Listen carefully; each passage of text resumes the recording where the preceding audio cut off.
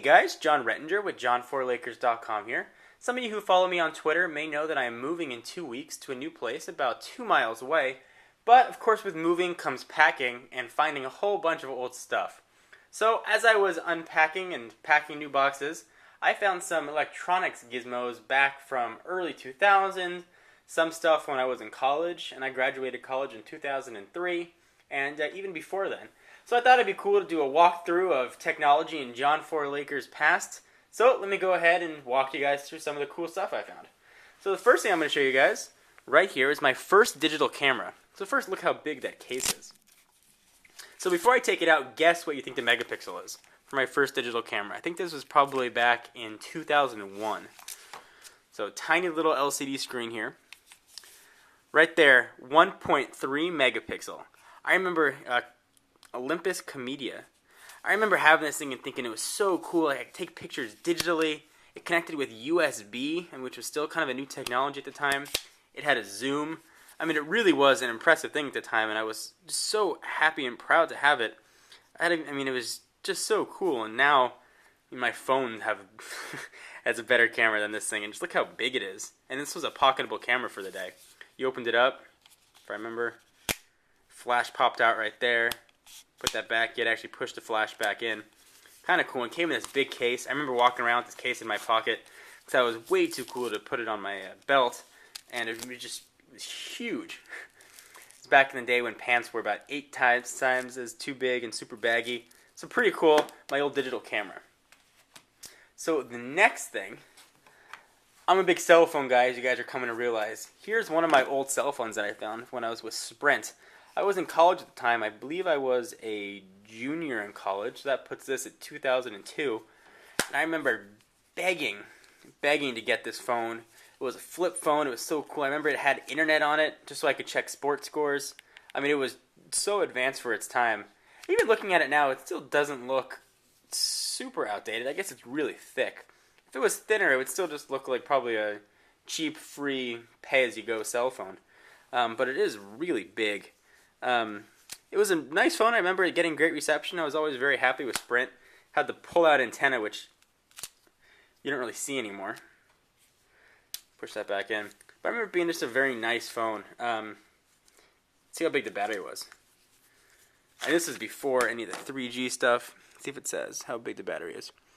3.6 volts. See if it says milliamp hours on it. Nope. Portable dual band phone. Old. So I'll put that aside. We got plenty more stuff here. While we're on the phone track, here's another old phone I had. This one's not as old. This one probably is 2004 actually, back when AT&T was Singular. A Nokia phone with just a bizarre keyboard. I'm going to zoom in so you guys can see that. Isn't that just a strange keyboard with the circles right there? I remember always messing up calls. It had a really cool feature though. You could actually record calls when you were on them. So I used to just record friends all the time and play it back, just kind of as a joke. So that was actually a really cool phone. I remember I tried to start a company when I was in college. I remember using this as a business phone. I was making websites. I think mostly I was converting VHS to DVD is what I was doing. It was kind of cool. So there's still even an old Singular SIM card in there. Let's take that out. Battery on this thing, 3.6 volts again. So let's see what the old Singular SIM cards look like. So we can get that out. I even had a reception booster in there because in my old place I got awful reception, if you can see that right there. It's like a little sticker you stuck in there. Didn't do anything, and it was super expensive. Let me get that SIM card out. There we go. So here is an old Singular wireless SIM card. This was before Singular became AT&T. 32K. Wow, that is not much storage on there. So kind of cool, I think. Go ahead and put that back. Throw the battery back in there. Alright, put that off to the side. So I'm getting to some other cool stuff that maybe is a little more interesting, but I want to show you some of the other stuff here. This is a mini disc player. Some of the younger guys may not even know what this is. This was really before even a mini disc in there. This was before MP3 players really took off. Mini disc was a technology that Sony pioneered, and you can actually hold so much information on this. It was better than tapes at the time. You could just put all the songs on you wanted, and you could record over it. So here's one. It was my study mix when I was studying when I was in school. Mozart and Beethoven. that kind of stuff. You just put it in, close it. Had a little display. You could program what it said and what the songs were on. It actually was really cool. It connected to your computer via a little port right there and just plugged in. It was not the best quality, but it was really neat at the time, and it was very portable. It took AA batteries, so I really liked it. So I had that, just some other mini discs I had, some Green Day stuff on it here. She had 3 Green Day albums. So back in the day, to get 3 albums on one disc like this was actually really impressive. Next thing I have right here, and I'm sure you guys probably don't remember this, is a zip disk. So this is back when computers still had floppy disk drives and CD drives were just kind of not so popular yet. Zip 100. I think this is just like a 100 megabyte disk, and it was a big old drive. It was like a big floppy drive. You put it in, you could store all your stuff on it. This is my Word backup files. It was probably filled up with probably 10 or 12, 100 megabytes. So not that many Word documents, and it really filled it up. I remember going and having to get this because I was running out of storage on my floppies. And it was 100 megabytes, and I distinctly remember thinking, that's so big, who's ever going to fill up 100 megabytes? So while we're talking about storage, I have a storage card here that I want to show you guys. This predates SD and is bigger than SD, but there's something kind of cool about it. Let me take it out here. Not throw it on the floor. So, pretty big storage card, relatively thin. Take a guess about how much storage you think is on this. It was for Olympus, so it was for my digital camera that I just showed you guys. Look at that. 8 megabytes. 8 megabyte card for a 1.3 megapixel camera. Unbelievable. I mean, look how big this thing is. This standard has gone out so long ago, but still kind of cool. So the next thing I think you guys maybe might want to see the most is right here. The first generation iPod. And this one actually still has the click wheel that moved around. It actually might be the second generation iPod. Had the click wheel that kind of moved around, the menu buttons. It used FireWire. Where was it? There's a FireWire port to charge, I'll show you guys. Right there on the charger is FireWire. Though Apple's chargers have still stayed the same over the years. And I remember having this and thinking, oh my god, this is so cool. I got all my music right here. It shows me what it is. It probably still works. Yeah, FireWire port. You pull that off. I mean, but look how thick this is now. I mean, compared to most devices here. And this, if I remember correctly here, I believe was 10 gigabytes of storage. And 10 gigabytes at the time was so impressive. I mean, it's crazy to think that now I have 16 gigabytes right on my phone. Here's a generation shot. Still pretty cool to think how far technology has come. So another cool thing that I had, and actually it came with this case too. iPods don't come with real cases anymore. It was a belt clip. It was actually really nice.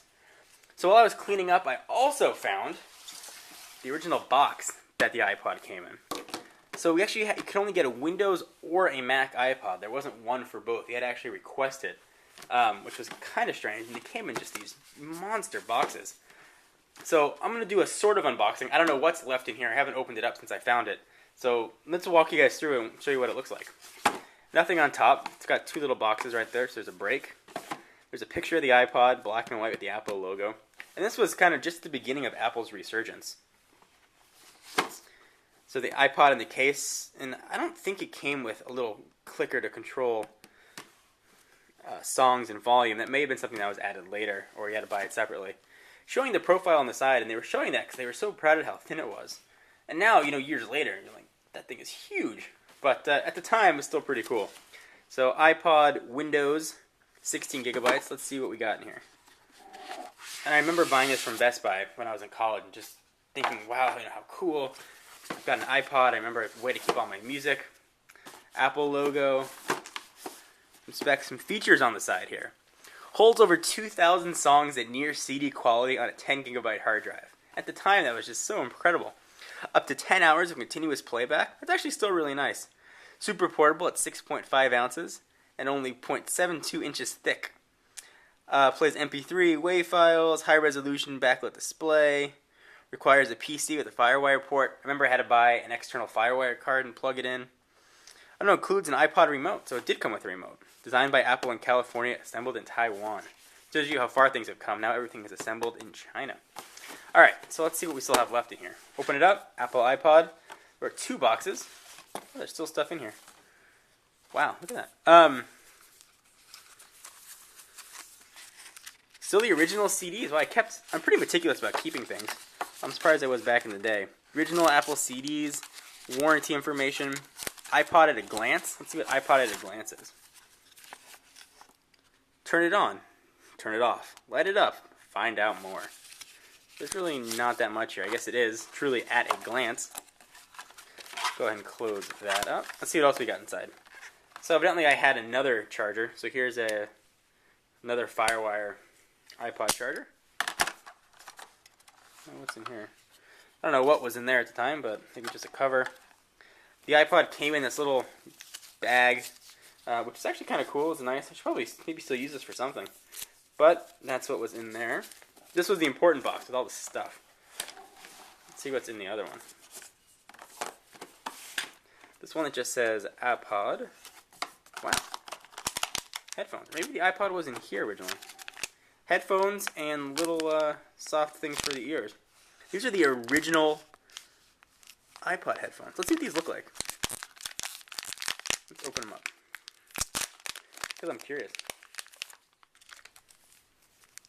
You know, these are probably the same ones that were still shipping up until a few years ago. Nothing terribly fancy, just your same earbuds. Close this all back up. Anyway, guys, this is some stuff I found. I thought it would be cool to share with you. I was really interested in it. I don't know if you guys were, but I hope you enjoyed. This has been John Rettinger with a history of electronics past. If you want some more exclusive content, be sure to follow me on Twitter at www.twitter.com/John4Lakers. And be sure to check out the website, www.john4lakers.com. It's all user-generated content generated by you. Anyway, guys, I will see you in the next video.